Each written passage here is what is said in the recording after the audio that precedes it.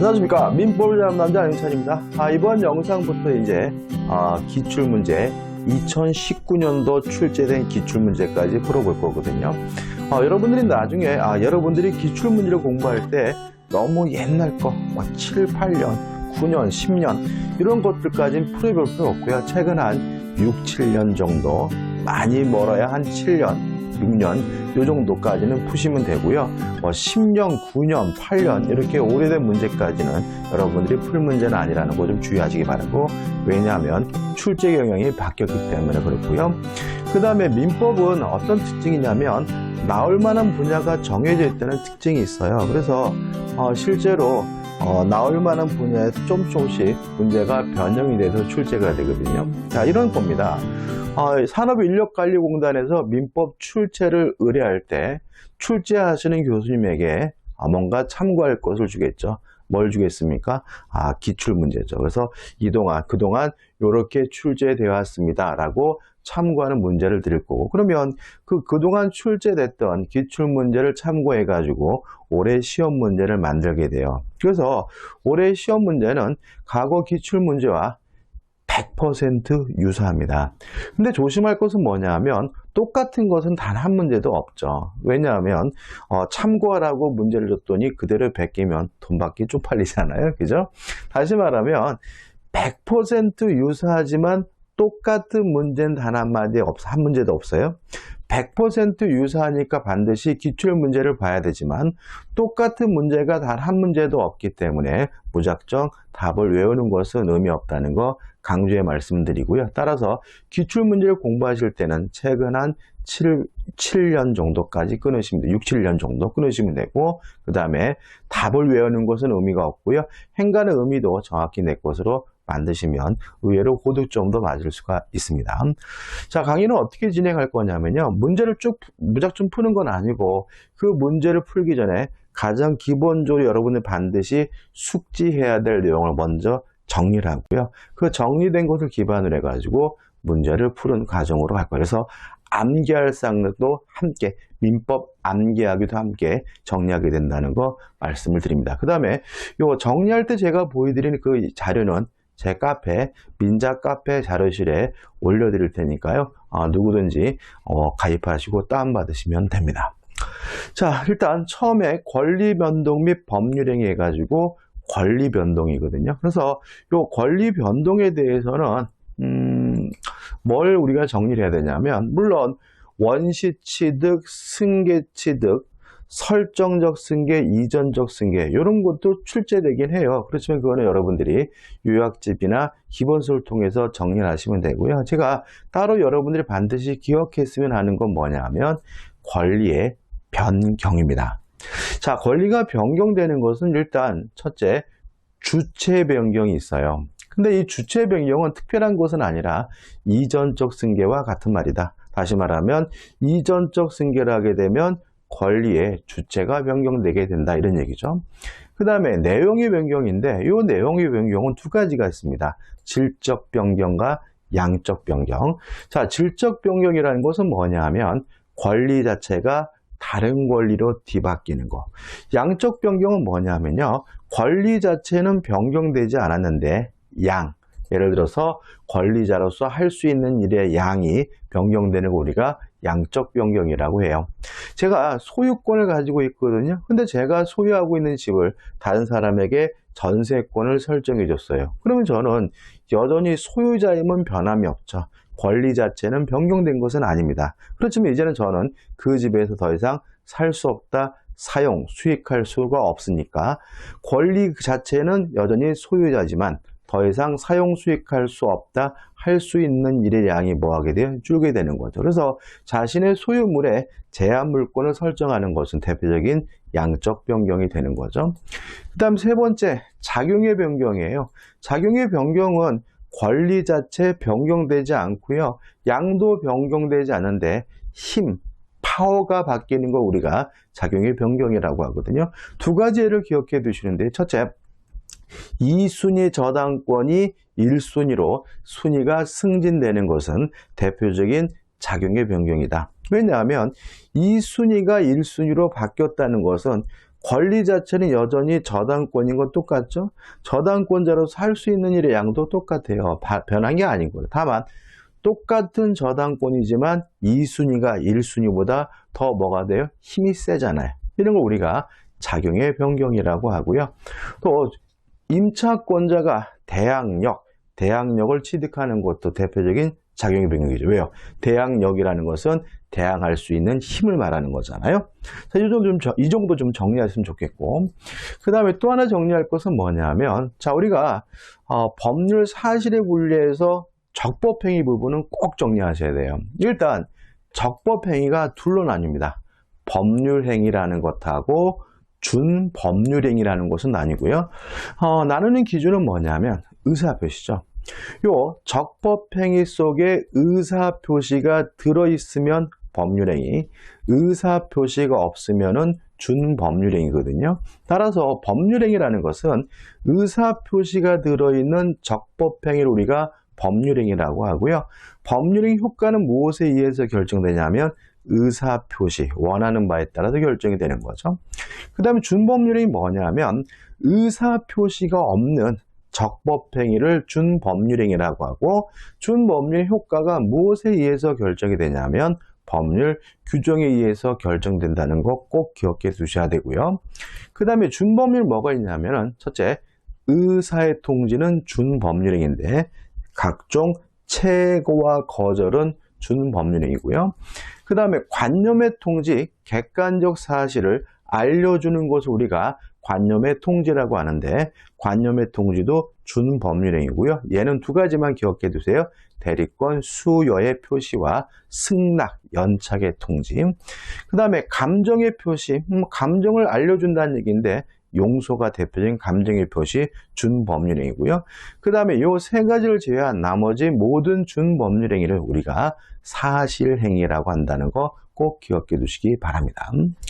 그 다음에 법률행위에 관한 기본적인 내용에서 법률행위의 성립 요건을 생각해 보자고요.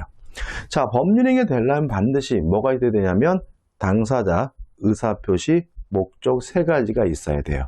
이거 우리가 일반적 성립 요건이라고 하는데, 실제로 우리가 성립 요건과 관련해서 문제를 풀려면은 뭐가 꼭 떠올르셔야 되냐면 요물계약이라는 개념이 꼭 떠올라야 된다. 왜냐하면 요물계약이라는 말은 계약, 법률행위가 성립되기 위해서 요물, 일정한 물건이 요구되는 계약이 요물계약이거든요. 따라서 요물계약에서 요구하고 있는 그 물건은 대표적인 법률행위의 성립요건이에요. 그래서 우리가 수험적으로는 성립요건하면 요물계약, 요물계약하면 성립요건, 이게 팍 매치가 돼야 되고요. 그럼 요물계약이 뭐가 있느냐 꼭 숙지해 두셔야 되는데, 계약금 계약, 보증금 계약, 대물변제, 현상광고, 요 네 가지는 요물계약이고요. 요 계약에서 요구하는 물건은 다 법률행위의 성립요건이라는 거 꼭 기억해 두셔야 돼요. 그 다음에 법률행위의 유효요건, 효력 발생 요건인 거거든요. 일단 당사자에 대해서는 능력이 존재해야 돼요. 권리 능력, 의사 능력, 행위 능력이 있어야 된다. 또 의사 표시에 대해서는 의사 표시가 합치가 되고요. 의사가 형성되는 과정에 하자가 없어야 되는데, 이건 우리가 의사 표시 부분에 따로 공부할 거고요. 그다음 목적에 대해서는 확정될 수 있고 가능하고 적법하고 사회적 타당성이 있어야 돼요. 이 확정에 대해서는 확정 가능성이다. 다시 말하면 법률행위가 유효하기 위해서 목적이 확정되어야 하는 것이 아니라 확정될 가능성만 있으면 유효하다는 거 꼭 기억해 두셔야 되고요. 그 다음에 가능은 계약법에도 주로 출제가 되니까 일단 넘어가고, 적법에서 우리가 단속 규정이죠. 자, 강행 규정은 효력 규정과 단속 규정으로 나뉘는데, 효력 규정이 위반한 법률행위는 무효고요. 단속 규정이 위반하게 되면 처벌은 따르지만 행위 자체는 무효가 아니라 유효가 되는 경우를 우리가 단속 규정이라고 하고, 이 단속 규정의 두 가지는 꼭 기억해 두셔야 돼요. 중간 생략 등기 금지 규정, 그 다음에 주택법의 전매 금지 규정은 단속 규정이다. 따라서 하다 걸리게 되면 처벌은 받지만 그 등기, 행위 자체는 무효가 아니라 유효가 된다는 거 꼭 기억해 두셔야 돼요. 그 다음에 여기서 이제 문제가 되는 것은 이 유효 요건 하면 여러분들이 유동적 무효라는 개념이 떠올라야 된다는 거죠. 자, 유동적 무효라는 것은 뭐냐면 지금은 무효지만 일정한 요건을 갖추면 유효로 뒤바뀔 가능성이 있는 무효가 유동적 무효잖아요. 그러면 유동적 무효라는 말은 지금은 무효라는 말은 그 유동적 무효에서 그 요구하고 있는 그 요건들이 유효 요건, 효력 발생 요건인 거죠. 그래서 이것도 유효 요건 하면 유동적 무효, 유동적 무효 하면 뭐가요? 유효 요건이 머릿속에서 팍 떠올라야 돼요. 그럼 유동적 무효가 뭐가 있느냐? 토지 거래 허가 구역 내의 거래는 유동적 무효이므로 토지 거래 허가는 유효 요건이 되고요. 무권 대리 행위도 본인의 입장에서는 무효인데 추인하게 되면 유효가 되죠. 따라서 무권 대리 행위도 유동적 무효고 추인은 유효 요건이겠죠. 정지 조건. 자, 정지 조건이 뭔가요? 현재 지금은 효과가 없지만 조건이 성취가 되면 비로소 효과가 생기는 거 우리가 정지 조건이라고 하고요. 따라서 정지 조건부 법률행위도 대표적인 유동적 무효고요. 정지 조건의 성취도 유효 요건이 되는 거죠. 시기부 법률행위요. 자, 기한이 도래함으로써 효과가 생기는 걸 우리가 시기라고 하거든요. 그러면 현재 지금은 효과가 없는 거죠. 기한이 도래해야 비로소 뭐가 생겨요? 효과가 생기는 거니까 시기부 법률행위도 유동적 무효고 기한의 도래는 유효 요건이 되는 거죠. 그다음 학교 기본 재산의 처분이에요. 이것도 대표 유동적 무효입니다.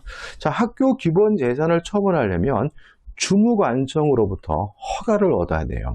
그러면 예를 들어서 학교 건물에 대해서 매매 계약을 했다면 허가가 없으니까 매매 계약 자체는 일단은 뭐죠? 무효인 거죠. 근데 나중에 허가를 받으면 뭐로 바뀝니까?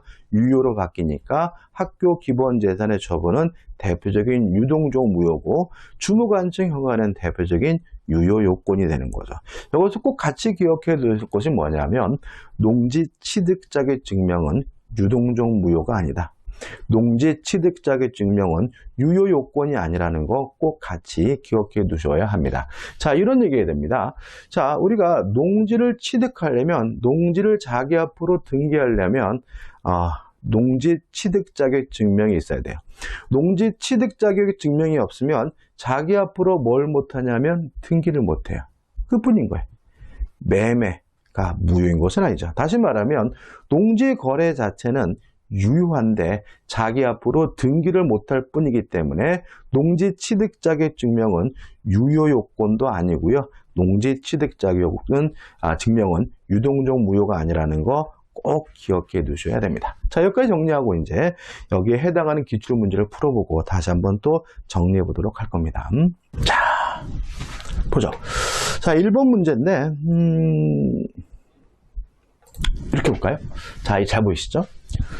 자, 권리 변동에 관한 설명 좀 틀린 거예요. 자, 제 기출문제집이 대표 사례 문제가 먼저 맨 문제 나오고요. 이걸 가지고 기출문제를 풀어보는 형태로 되어 있어요. 1번입니다. 자, 풀어보죠. 틀린 걸 찾습니다. 건물을 신축, 시효 취득, 동산의 선의 취득은 원시 취득에 해당한다. 맞아요. 자, 일단 건물을 신축하는 것은 맨 처음으로 소유권을 갖게 되는 거니까 원시 취득이라는 것에 대해서 당연히 의문이 없겠죠. 근데 시효 취득이나 동산의 선의 취득도 전 권리자가 나에게 권리를 주는 것이 아니라 민법 규정에 의해서 소유권이 부여되는 것이기 때문에 승계 취득이 아니라 원시 취득으로 이해된다는 거 조심하셔야 되고요. 2번, 갑이 을소의 토지를 저당 잡은 경우에는 설정적 승계에 해당한다. 맞죠? 우리가 말 표현할 때 저당권을 설정했다고 하죠. 3번, 1순위의 저당권이 소멸되어 2순위의 저당권이 순위가 승진됐어요. 그러면 이 저당권은 똑같은 저당권이긴 한데 2순위에서 1순위로 승리가 승진된다. 좀 더 힘이 세진 거잖아요. 이런 걸 우리가 뭐라 그랬죠? 작용의 변경이라고 했죠. 이는 권리의 내용상 변경이다. X고요. 답은 뭐죠? 3번이 되는 거죠. 4번, 갑이 소유하는 과학을 을에게 매각하고 그 소유권을 상실한 경우 이는 권리의 상대적 소멸이다. 맞죠? 우리가 이전적 승계를 구권리자, 전 권리자 입장에서 보게 되면 상대적 소멸이 되는 거고요. 5번 상속에 의하여 피상속이 가지고 있던 권리가 상속인에게 승계된 경우 권리의 이전적 승계이다. 맞죠? 보통 이 이전적 승계 중에서도 피상속인의 모든 권리 의무가 한꺼번에 싹 넘어오기 때문에 우리가 포괄승계라고 하는 거죠. 이 문제 답은 뭐죠? 3번이 됩니다. 자, 먼저 기출문제 풀어보고 다시 돌아올 거예요. 자, 최근 기출문제입니다. 자, 우리가 올해 시험이 31회죠. 31회. 우리가 지금 31회 시험을 공부하고 있는 거고, 준법률인 경우는, 이거 먼저 봐야 되네. 먼저 보고, 봤죠? 그죠? 봤죠? 헷갈립니다. 제가 지금 이런 강의 방식은 저도 좀 낯설어서 좀 헷갈립니다. 자, 보죠. 자, 분법률, 준법률 뭔가요? 의사표시가 없는 적법행위가 준법률행위고, 준법률행위는 의사의 통지와 관념의 통지와 감정의 표시와 사실행위가 있었죠. 자, 의사의 통지가 대표인 준법률행위인데 뭐가 있습니까? 채고와 거절이죠. 따라서 3번 채무이행의 채고, 채고와 거절은 의사의 통지로서 준법률행위이므로 답은 몇 번이 되는 거죠? 3번이 되는 거죠. 나머지 것들은 다 뭐죠? 의사표시죠. 특히 승낙을 받지 않고 일방적으로 하는 단독행위에 해당하는, 다시 말하면 법률행위 중에서 단독행위. 답은 뭐죠? 3번입니다. 2번입니다. 다음 중 서로 잘못 짝지어진 것은 1번 저당권의 설정, 말 그대로 뭐죠? 설정적 승계입니다. 이게 28회 때 문제인데 이렇게 해도 쉽게 내요. 그죠? X네요. 2번 소유권의 포기, 소유권의 포기는 승낙을 받지 않고 일방적으로 하는 거니까 단독행위고요. 누구한테 얘기할 필요도 없는 것이니까 상대방 없는 단독행위가 된다. 맞는 질문이죠. 3번 청약자가 하는 승낙 연착의 통지. 자, 지금 정리해드렸죠? 승낙을 연착했다는 객관적 사실을 알려주는 것이니까 이건 뭐가 되죠? 관념의 통지가 되는 거죠. 답은 뭐죠? 1번입니다. 그죠? 이거는 설정적 승계지 이전적 승계가 아닌 거죠. 4번 무주물 선점도 민법 규정에 따라서 소유권이 인정이 되는 거기 때문에 대표적인 원시 취득이 되고요. 5번 무권 대리에서 추인 여부의 확답에 대한 채고, 확답의 채고는 대표적인 뭐죠? 의사의 통지죠. 답은 뭐죠? 1번이 됩니다. 3번입니다. 법률행위의 효력이 발생하기 위한 요건이 아닌 거죠. 보통 효력 요건이 아닌 것을 찾으면 두 가지를 찾으라고 해요. 첫째는 성립 요건인 것을 찾는 형태가 문제가 나올 수 있는데, 성립 요건 하면 여러분들 뭐가 떠올리셔야 된다고요? 요물계약이 떠올리셔야 되고요. 그 다음에 또 효력 발생 요건이 아닌 것은 그러면 유동적 무효가 아닌 것을 찾으면 되는 거잖아요. 따라 답은 뭐죠? 4번 농지 거래계약에서 농지 취득자의 증명은 유동적 무효가 아니고 유효 요건이 아니기 때문에 답은 뭐죠? 3번이 되는 거죠. 1번 대리행위에서의 대리권의 존재 유효 요건이고요. 2번 정지조건부 법률행위 대표적인 뭐죠? 유동적 무효죠. 따라서 조건의 성취는 유효 요건이 되고, 5번 법률행위 내용의 적법, 목적의 적법 유효 요건이죠. 5번도 뭡니까? 유동적 무효죠. 토지거래 허가구역 내의 토지거래 계약에 관한 관할 관청의 허가 유효 요건이에요. 그래서 다시 말씀드리지만 성립 요건하면 요물계약, 유효 요건하면 유동적 무효를 떠오르시되, 따로 기억할 것은 농지 취득 자격 증명은 유효 요건도 아니고 유동적 무효도 아니라는 거 기억하셔야 되겠죠. 답은 뭐죠? 3번이 됩니다. 4번입니다. 법률행위의 종류에 관한 연결이 틀린 것은 1번 채권행위 교환 나오고, 그 다음에 처분행위가 나오고, 그죠? 자, 일단 채권행위라는 것은 뭐냐면 채권을 발생시키는 행위를 말해요. 그래서 매매나 교환이나 임대차 계약을 하면 채권이 발생하니까 이런 일반적 계약은 채권행위가 되고요. 2번 상대방 없는 단독행위 계약의 해제. 자, 계약의 해제는 우리 저번 주에 정리했던 것 같은데 승낙을 받지 않고 일방적으로 하는 것이니까 단독행위이긴 해요. 그렇지만 상대방에게 해제한다라고 의사는 표시해야 되니까 상대방 없는 단독행위가 아니라 상대방 있는 단독행위이기 때문에 요 2번이 X고 2번이 뭐죠? 답이 되는 거죠. 3번 처분행위, 지상권 설정행위는 지상권이라는 물권을 발생시킨 행위니까 물권행위고 처분행위고요. 임대차는 물론 유상행위고 증여는 물론 뭐죠? 부상행위입니다. 5번입니다. 좀 설명을 좀 드려야 될 것 같은데요. 자, 우리가 채권행위를 뭐라 그러냐면 채권을 발생시킨 행위거든요. 채권을 발생시킨 행위를 우리가 채권행위라고 하고, 다른 말로 이걸 뭐라 그러냐면 의무 부담행위라고 해요. 왜냐하면 채권이 발생한다는 말은 결국은 뭐가요? 상대방 입장에서는 의무, 채무가 발생하는 거니까요.